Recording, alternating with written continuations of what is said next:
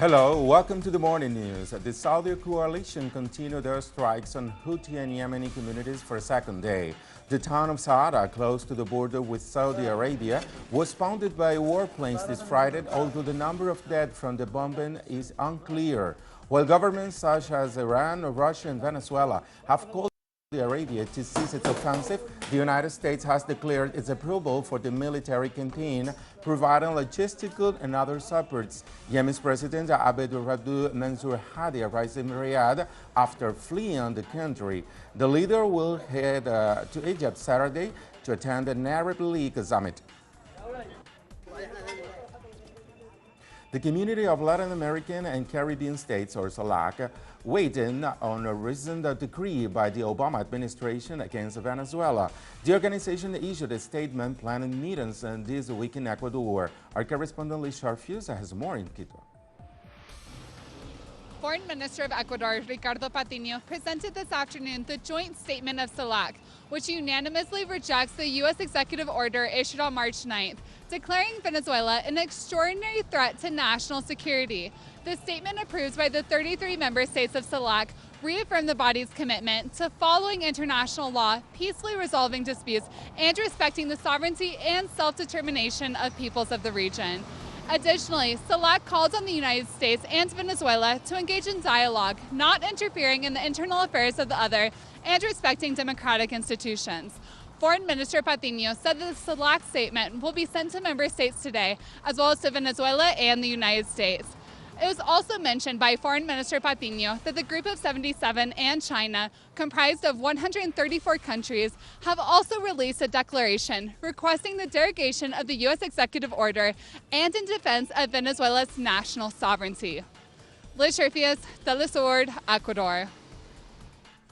Thank you, Leas. Officials from the Organization of Eastern Caribbean States are meeting in St. Lucia to formulate an action plan to better the lives of children and vulnerable families in the region. Our Caribbean correspondent Alison Kadish has more in this story. Meet Janetta St. Jules. The mother of 7 says she lives a life so tough she could not afford hospital fees and gave birth at her home a number of times, a few times under trees in her yard and once in her living room. Her tough life means many times not having enough money to send her children to school. She's seeking assistance to ensure they can receive something she never had, an education. School open. Sometimes if I don't have my family help me. I had 7 the last one. I make him on the floor there. If I don't have nothing to send them to school, they stay home. Sometimes my family, sometimes they don't have to help. I don't have, I leave them home. St. Lucia is hosting ministers of social transformation from 9 Caribbean islands this week.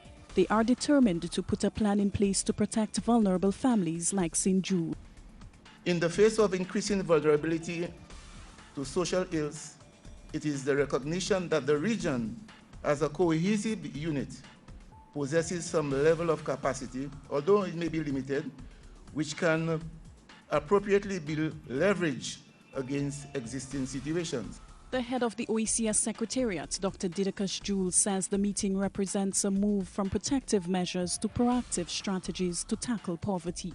There is no question about the necessity of acting now to protect the most vulnerable, but there is also no doubt of the long-term imperative of eradicating vulnerability. If economic growth and prosperity matter, they must mean something for the poorest. The social policy experts say small island states in the Caribbean continue to face significant poverty reduction challenges. For mothers like Janetta Jules, social protection means being able to give her children a better life than she had. But in order to do that, she needs help. Alison Kentish, teleSUR, St. Lucia.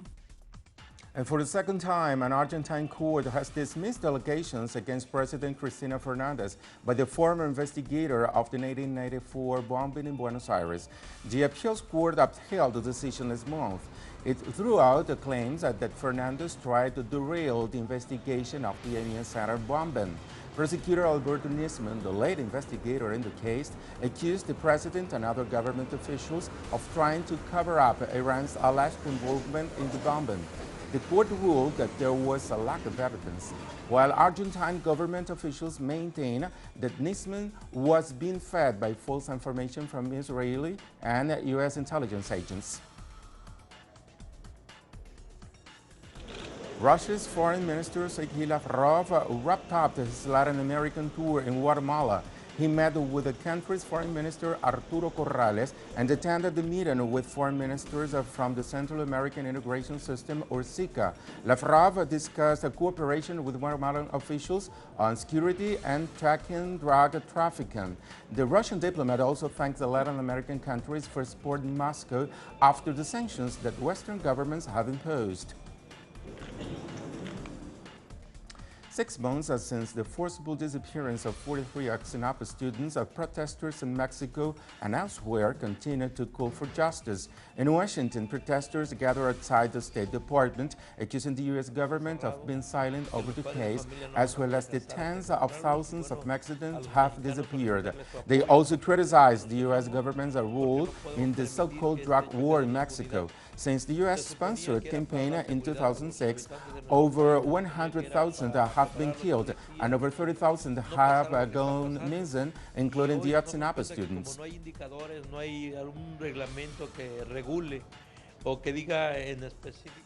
The United States Senate passed a Republican-authored budget plan early this Friday, which cuts $5.1 trillion in domestic spending cuts. The deepest ones come to social safety net programs, as well as transportation and education. The budget increased military spending by $38 billion, while also increasing core funding to the Pentagon for the next 10 years. Investigations into the co-pilot of the Dawn Germanwings flight continue. Authorities revealed Thursday that the aviator deliberately crashed the aircraft. German police searched the house of 20-year-old Andreas Lubitz, who is accused of crashing the plane on purpose. All 150 people on board perished when the plane crashed into the French Alps. Many European airlines will now require a second crew member in the cockpit at all times after French prosecutors suggested Lubitz barricaded himself alone at the controls of the jetliner before crashing it. Protesters gathered outside the Spanish parliament as lawmakers approved a controversial law that many consider as a major strike against democracy and human rights. The gag law will prohibit citizens from recording or taking pictures of police and bans any protest outside Parliament, among other measures. Thousands have protested the law, which organizations say significantly reduces civil rights. And former heavyweight boxer turned right-wing politician Vitaly Klitschko was met with protests at a speaking engagement in Germany. Klitschko, current mayor of Kiev, was heckled by a crowd at the Osnabrück University panel Thursday. The former WBC heavy champion, who was being accused of working as a mafia debt collector in the 1990s, was called a Nazi collaborator in reference to the far-right groups that have been active in Ukraine since the overthrow of President Viktor Yanukovych in 2014. He is currently head of the UDAR party, which holds 1/3 of seats in Ukraine's parliament. More on this on our website, telesurtv.net/English. Thank you for watching and have a nice weekend.